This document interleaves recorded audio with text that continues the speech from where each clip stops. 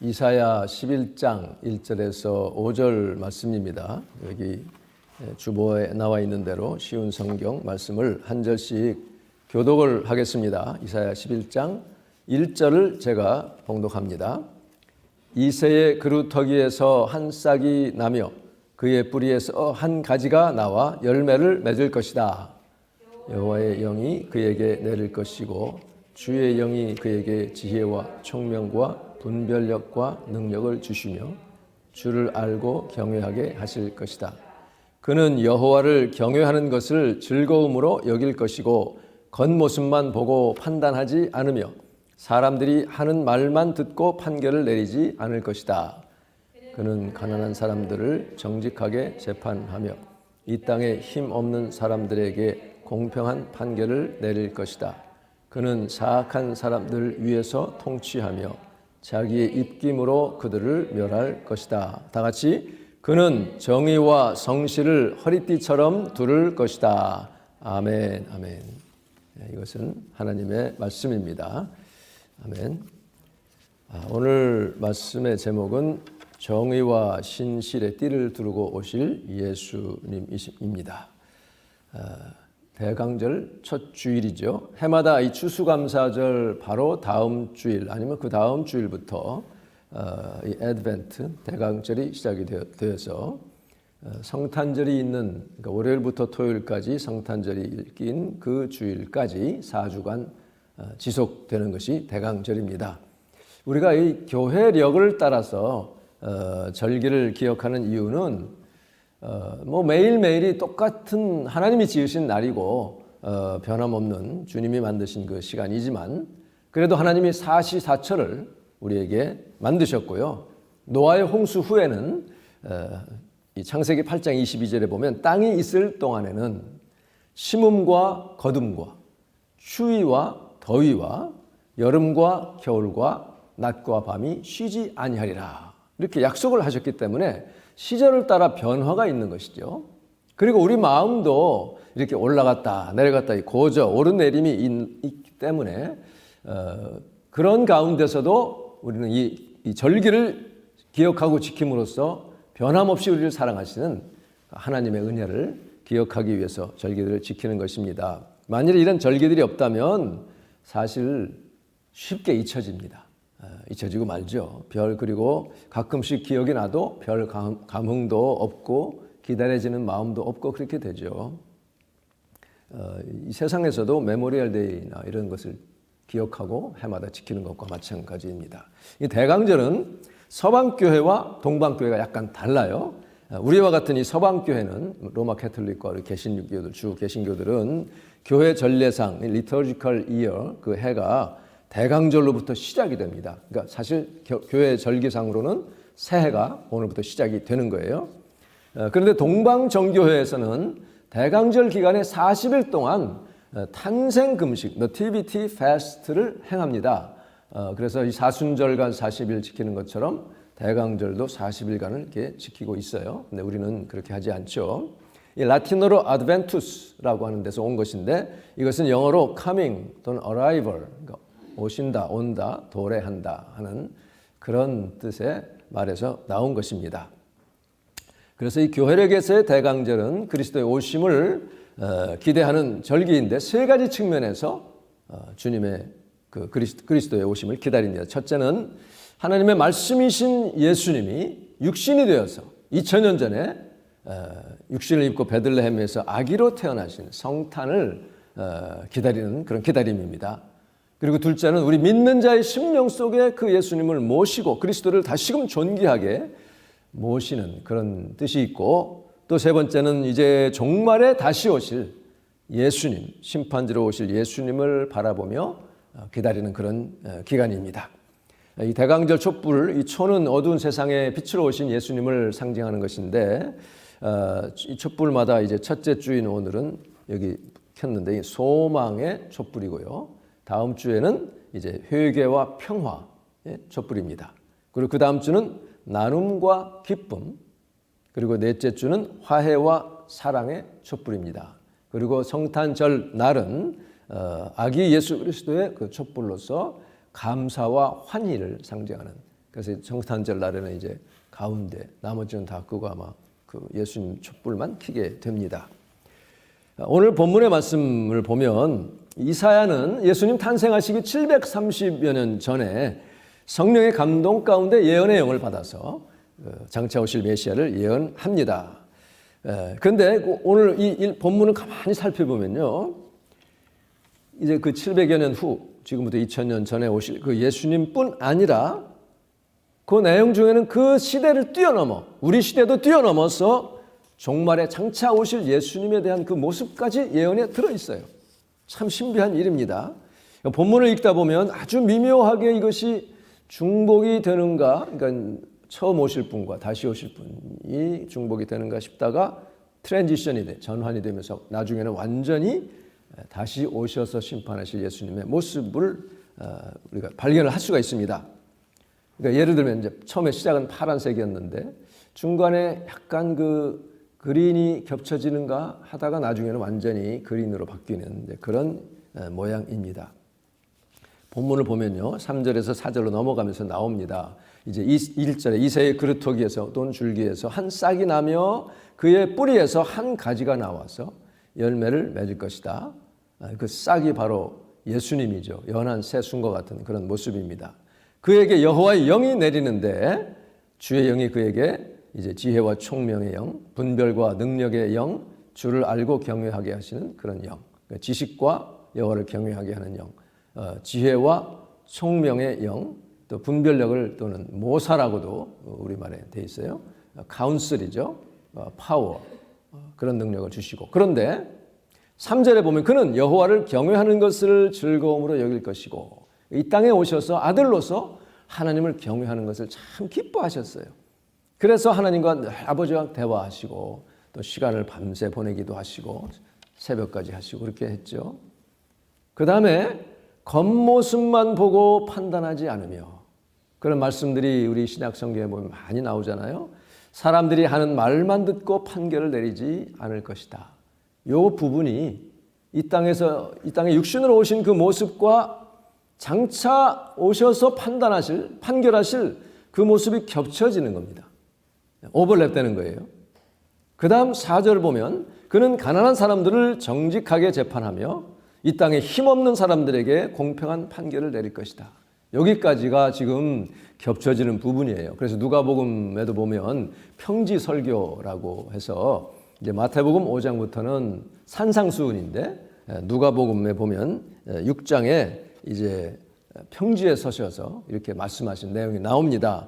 그런데 산상수훈과 비슷하면서도 약간 강조점이 다르게 나오죠. 20절에 보면 예수께서 눈을 들어 제자들을 보시고 말씀하시되 너희 가난한 사람들은 복이 있다.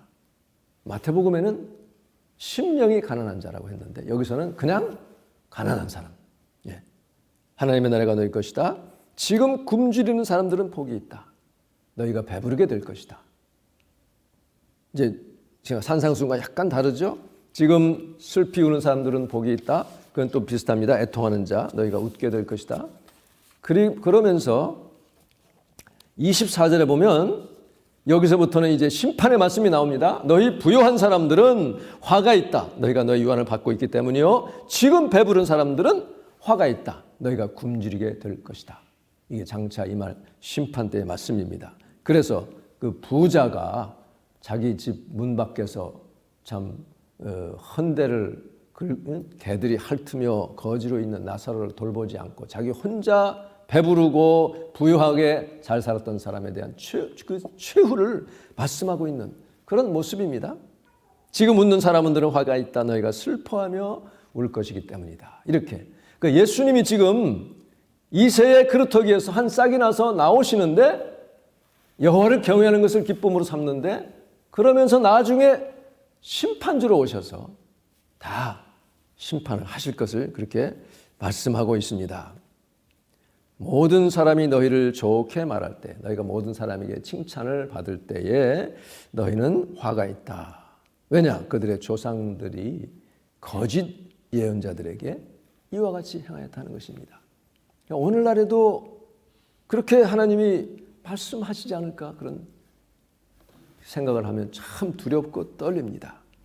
그러니까 예수님이 눈에 보이는 대로 귀에 들리는 대로 판단하지 않으시고 정직과 공의와 성실로 판결하시며 이제 그 공의와 성실하심을 띠로 띄운다는 것이죠. 이 띄운다고 하는 것은 모든 이 옷에 이게 흐트러지는 것을 하나로 딱 정리하는 겁니다. 종합하고 정리하는 그래서 통일시키는 그런 의미가 있습니다.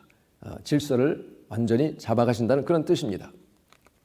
그런데 이렇게 주님이 오시는데 그가 오실 때부터 이 오시는 대한 그 예언 때서 보면 그 오시는 그 모습이 아주 험불한 낮아진 모습으로 오신 것을 여기 첫 구절부터 알 수가 있어요. 1절을 보십시다. 1절을 보면 이새의 그루터기라고 그랬어요. 이새의 줄기 또 스템 또는 스텀프 그루터기 이런 거기에서부터 한 싹이 난다는 거예요. 이게 무슨 말씀이에요? 왜 다윗의 뿌리라고 하지 않았을까요? 낮은 모습으로 오실 것을 알리는 것입니다. 이새는 다윗의 아버지입니다. 그러나 역사적으로나 또 당시 사회적인 그 위치에 있어서 이 다윗과 이새는 뭐 큰 차이가 있죠. 해와 달의 차이와 같이 큰 차이가 있습니다. 사람들이 다윗 하면 다 알지만 이새 하면 누구지? 하고 한번 생각을 해야 되는 한 단계 거쳐야 되는 그런 모습이죠. 잘 알려지지 않은 그런 모습으로 오시는 것을 지금 예고를 하고 있습니다. 그런데 나중에 읽다 보면 그 예수님은 장차 다시 오실 때는 더 이상 겸손한 모습으로 오지 않고 심판주로 오실 것을 예고하고 있죠. 그래서 히브리서 9장 28절에 보면 그가 다시 오시는데 이제는 더 이상 우리의 죄를 용서하시기 위해서 오는 것이 아니라 그것과 상관없이 이제 우리에게 임하실 것을 말씀하고 있습니다.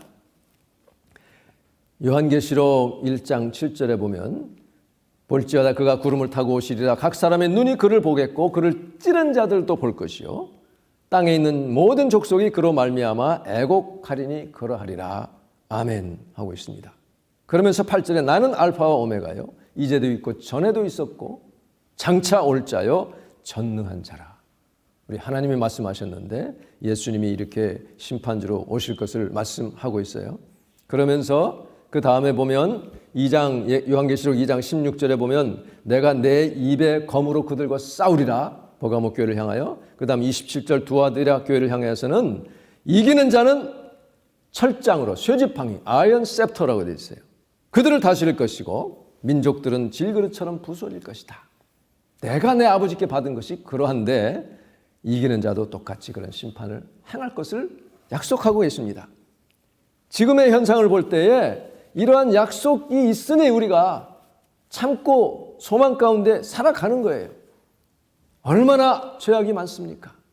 얼마나 사람들이 죄를 회개할 줄 모르고 옛날보다 더욱더 아주 뻔뻔하고 조직적으로 이렇게 악을 행하면서 자기의 그 그룹을 보호하고 억지를 쓰면서 그렇게 하는 그런 모습들을 우리가 볼 때 정말 속이 답답하죠. 그러니까 예수님이 다시 오셔서 심판하실 철장 권세로 다스리고 깨뜨리실 그 소망이 없으면 속 터져 죽어요. 그러나 우리 주님은 반드시 다시 오셔서 선악간에 정확하게 심판하실 것을 말씀하고 있습니다. 그래서 요한계시록 19장 15절에 보면 마지막 최후의 이 투쟁의 모습을 말씀하고 있는데 그의 입에서 예리한 검이 나오니 날카로운 칼이 나와요.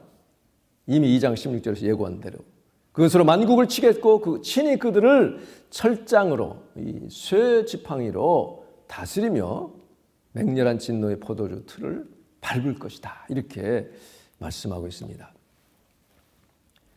그런데 그렇게 오시기 전에 예수님은 아주 낮은 자로 오셨잖아요. 낮은 곳에서 오셨어요. 이사야 53장 2절 3절을 보면 그는 주 앞에서 자라나기를 연한 순 같고 오늘 말씀처럼 한 싹이 나는 아주 연한 약한 순과 같고 마른 땅에서 겨우 이렇게 올라온 줄기와 같아서 볼품이 없었다. 이렇게 말씀하고 있습니다. 그러니까 오늘 우리가 이렇게 보고 있는 예수님의 그 사진 모습은 너무 미남이고 참 은혜로운 모습인데 이 땅에 계실 때는 그렇지가 못했던 것 같아요. 볼품이 없다 그랬고, 특히 이제 십자가 고난을 당하실 때는 얼마나 상했는지 사람들이 그냥 얼굴을 돌려야 할 정도로 그런 모습으로 오신 것. 고운 모양도 없고 풍채도 없으니 우리의 보기에 흠모할 만한 아름다운 것이 전혀 없었던 그런 모습이었습니다. 그런 예수님이지만 하나님의 영을 받아 이렇게 오신 것을 말씀하고 있어요. 하나님의 아들이요. 그 다음에 여기 보면 주의 영이 그에게 지혜와 총명의 영, 완전한 지혜를 말씀하는 거죠. 그 다음에 분별력과 능력, 모사와 그런 능력을 주신다고 그랬는데 여기 11장 개정에 보면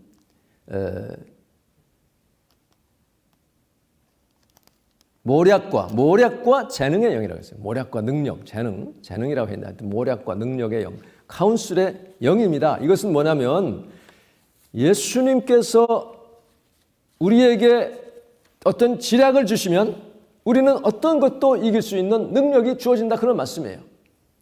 군사작전할 때 작전 참모들이 모여서 전략을 짜잖아요. 이게 이제 카운슬, 이게 모략입니다. 그래서 그 작전을 잘 짜면 전쟁에 승리하는 것이요, 잘못 짜면 패하는 것 아니에요? 예수님은 최고의 카운슬링을 하시고 그 카운슬대로 수행할 수 있는 능력을 가지신 분이십니다. 여러분, 그런 최고의 카운슬러 되신 예수님께 기도하시고 그 예수님의 영을 받으시기를 바랍니다. 이 땅에 사는 동안에 얼마나 많은 이 사단의 공격이 있고 또 미혹이 있고 우리를 혼돈시키는 일이 얼마나 많은지 몰라요. 그럴 때에 주님이 주시는 이 카운슬을 받아서 그 영을 받으면 잘 분별을 할 수 있고요. 그래서 넘어지지 않고 이겨낼 수가 있습니다. 우리의 능력, 우리의 지식은 바로 그 다음에 지식과 여호와를 경외하는 영이라고 그랬어요. 하나님을 온전히 경외하는 그 영을 우리가 받아서 하나님 아는 지식이 온전히 갖추어지면 그러면 우리가 온전하게 하나님을 경외할 수 있어요. 그 경외함은 그냥 공포의 그런 경외가 아니지요. 너무나 감사하고 너무나 정말 놀라우신 분이라서 주 앞에 엎드리지 않을 수 없는 그런 경외함입니다. 매일매일 살면서 정말 주님을 경외하고 기뻐하고 감사하고 그 주님께 순종하여 받는 그 복, 여러분 모두 누리시기를 간절히 바랍니다. 그러니까 내가 열심히 예를 들어서 하나님에 대한 어떤 상이 조금 왜곡되어 있으면요, 잘못되어 있으면 벌 받기가 무서워서 하나님을 섬깁니다. 내가 이거 안 하면 하나님이 이놈할 텐데, 이렇게.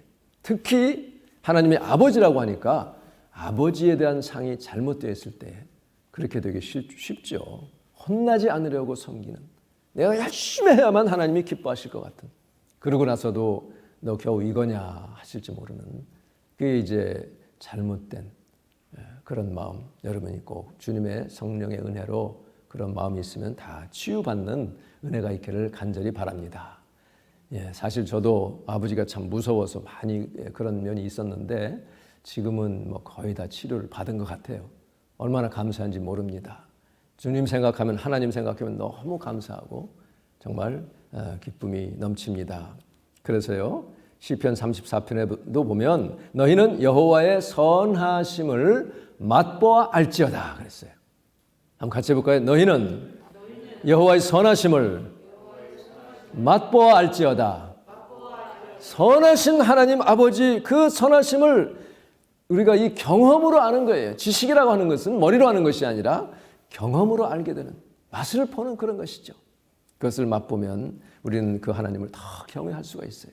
그러한 영으로 가득 채워주신 예수님이 이 땅에 오셔서 아버지를 경외하고 하나님께 순종하는 것을 기뻐하시고 그것을 우리에게 가르쳤다고 하는 그런 말씀이죠. 그러한 그 예수님이 사실 이 땅에 불의가 많고 정말 악한 일들이 횡행하고 있음에도 불구하고 하나님은 그 공의와 그 성실로 띠를 띠시고 심판을 하신다는 거죠. 그래서 사실 지금 우리 사는 이 사회 가운데서도 가끔씩 그런 하나님의 공의를 또 보여주시기도 하는 거예요. 온전히 다 맛보지는 못할지라도 하나님은 살아계셔서 그런 것을 우리에게 또 맛보게 해주십니다.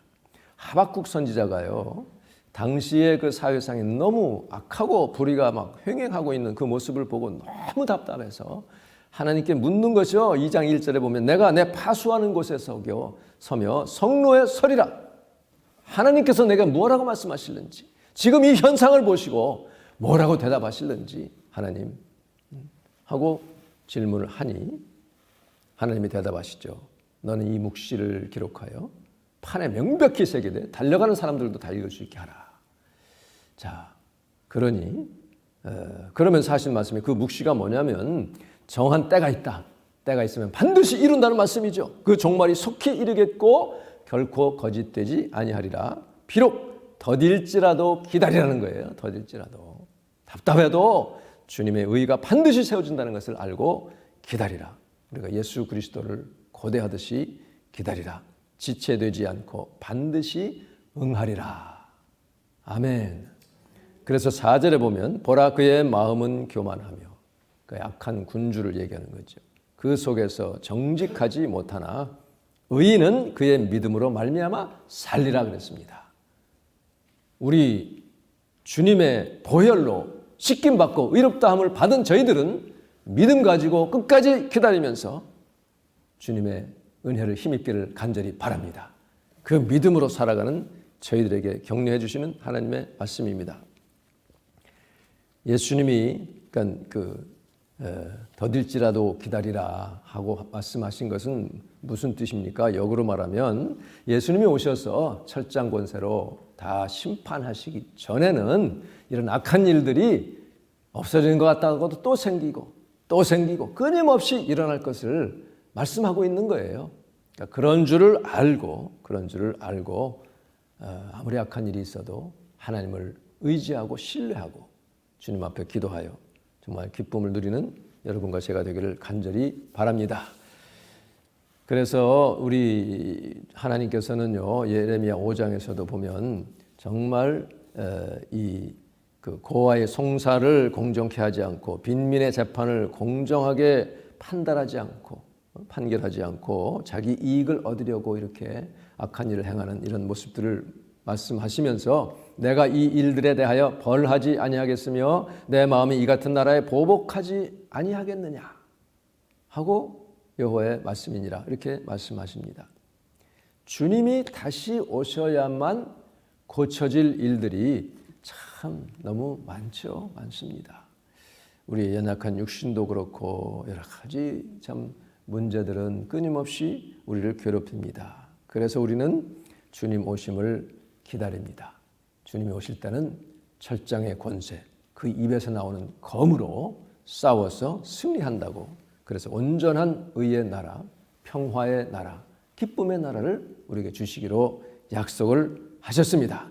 그를 위해서 우리 예수님은 정의와 신실하심으로 띠를 띠고 오실 것이라고 말씀하셨습니다. 그 예수님이 이 땅에 오셔서 이 종교의 영에 빠져 있고 외식하는 사람들에게 얼마나 많은 질책을 하셨어요. 그러면서 가난한 자들 정말 고통하고 눌려 있는 사람들에게 해방의 그 은혜의 해를 전하지 않았습니까? 오늘 그 예수님이 우리에게도 오셔서 이 땅에서도 저희들을 통하여서 하나님의 의와 하나님의 그 뜻과 예수 그리스도의 평강을 우리에게 주시고 우리로 하여금 그것을 전하라고 사명을 주셨습니다. 그런 예수님 우리가 기다리면서 우리 사는 날 동안에도 하나님께서 지켜주시는 그 은혜 아래 정말 하나님께 영광 돌리는 저희와 여러분 되시기를 간절히 바랍니다. 이따가 부를 찬양 105장에 보면 오랫동안 기다리던 주님 강림하셔서 죄에 매인 백성들을 자유 얻게 하시네. 주는 우리 소망이요 힘과 위로 되시니 오래 기다리던 백성 많은 복을 받겠네. 모든 백성 구하려고 임금으로 오시니 영원토록 우리들을 친히 다스리시네. 죄로 상한 우리 마음 은혜로서 고치고 죄로 인해서 상한 마음, 아픈 마음을 주의 은혜로 고쳐주신다는 거예요. 주의 보혈로 씻어주신다는 것이죠. 주의 빛난 보좌 앞에 이르도록 하소서. 아멘. 그래서 우리는 요한계시록 마지막 장의 마지막 부분의 말씀처럼 아멘, 주 예수여 오시옵소서, 그런 심령으로 주 예수님을 기다립니다. 우리 한번 같이 하겠습니다. 아멘. 주 예수여 오시옵소서. 아멘. 기도하겠습니다. 오늘 이 말씀을 생각하며 주님, 내 마음에 임하여 주시옵소서. 죄로 상한 마음을 은혜로 고쳐주시고 공정한 판결을 내려주시는 주님을 믿고 의지하게 도와주시옵소서. 낮은 자리로 오신 예수님을 닮아서 우리도 겸손하게 주님 섬기는 자가 되고 하나님을 경외하는 기쁨이 넘치기를 위해서 기도하시기를 바랍니다. 우리에게 복음 전파 열정과 성령의 부흥을 허락해 주시고 팬데믹에 속히 종결되게 하시고 한국과 이민교회 이 젊은 세대가 부흥되게 하여 주시옵소서. 또 북한의 2,500만 동포들에게 복음의 문이 열리기를 위해서 우리 같이 할렐루야 한번 하시고 합심하여 기도하겠습니다. 할렐루야. 하나님 은혜를 감사합니다. 주여, 지금과 같이 점으로 갈수록 점점 악이 행행하며 어두워지는 이 세대에 주님 아기로 태어나시 그리하여 정직과 신실함으로 허리띠를 띠시고 이 땅에서 섬기러 오신 우리 주님을 환영합니다. 아버지, 예수님이 낮은 곳으로 참 겸손하게 오신 그 모습을 저희들도 본받기를 원합니다. 아버지, 가난한 자들을 주님 참으로 높여주시고 주의 마음이 심령이 가난한 자는 복이 있다 하신 놀라우신 아버지 하나님, 이 땅에 사시는 동안에 우리 주님이 생하신 놀라우신 그 사랑의 그 아버지 일들과 가르치신 말씀들을 깊이 새기게 도와주시옵소서. 하나님 아버지, 다시 오실 예수님은 철장 권세를 가지고 입에서 나온 검으로 악을 처치하시고 처단하시며 온전한 평강의 나라, 의의 나라를 세우실 줄을 믿사오니 그 나라를 우리가 바라보며 믿음의 눈으로 소망하며 기다리는 저희 심령이 되게 하여 주시옵소서. 우리 주님 오심이 우리에게는 큰 기쁨이요 정말 엄청난 놀라운 아버지 그 소식이 된 것을 저희들이 믿사오니 그러한 귀한 소식을 사람들에게 전하는 저희가 되게 하여 주시옵소서. 주의 은혜가 넘치기를 간절히 원합니다. 할렐루야. 아버지 감사합니다. 거룩하신 아버지 은혜를 감사합니다. 우리 심령 속에 주님이 다시금 좌정하여 주시고 그 예수님과 깊이 교제하며 그 주님을 신뢰하며 주님을 믿고 의지하는 우리의 삶이 되기를 원합니다. 이 땅에 악이 횡행할지라도 예수님은 반드시 마지막 때에 철장의 권세로 모든 악을 다 처단하시고 진노의 포도주 틀을 밟으시겠다고 하셨습니다. 하나님, 그때까지 우리는 하나님의 뜻을 따라 순종하며 인내하며 주님의 그 생명을 나누는 저희가 되게 하여 주시옵소서. 주여, 저희들에게 이 복음 전파의 열정을 허락하시고 주님, 우리 심령이 다시금 불릴듯 아버지 태워지기를 간절히 원합니다. 주님, 이 땅에 내리실 성령의 부흥을 기대하며 하나님 앞에 간절히 기도하는 저희가 되게 하여 주시옵소서. 지금 이 땅을 뒤덮고 있는 이 코로나 팬데믹이 속히 종결되기를 간절히 원합니다. 백신이 다 완전히 잘 보급되게 하시고 그 전에라도 하나님 주의 백성들을 꼭 지켜주시어서 한 사람도 아버지 감염되지 않게 하시고 정말 지금 이렇게 어려움 겪고 있는 사람들을 불쌍히 여겨주시며 일선에서 수고하는 모든 의료진들을 주님 지켜주시기를 간절히 원합니다. 한국과 또 이민교회 젊은 세대가 많이 주님을 떠나 있습니다. 하나님 불쌍히 여겨주시고 그들에게도 생명의 복음이 전해져서 다시금 부흥의 역사가 일어나게 도와주시옵소서. 주님, 북한에서 지금 고통하고 있는 2,500만 동포들에게도 이 생명의 말씀이 전해지기를 간절히 원합니다. 주님의 복음으로 주 예수 그리스도의 생명으로 통일되는 귀한 그날을 꼭 허락하여 주시옵소서.